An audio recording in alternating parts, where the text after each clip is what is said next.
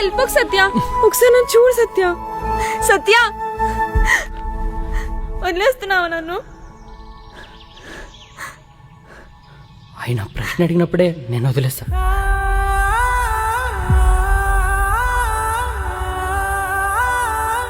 అన్నీ బాగుంటేనే అది పెళ్లి దాకా వెళ్తుంది. దాంట్లో ఒక్కటి లేకపోయినా అది ప్రేమతోనే ఆగిపోతుంది. చిత్తం మహారాణి. చిత్తం మహాప్రభు. ఎవరిని ప్రేమించాలనేది మన చేతుల్లో ఉంటుంది, కానీ ఎంతకాలం అనేది నా చేతుల్లో ఉంటుందిరా. I love you.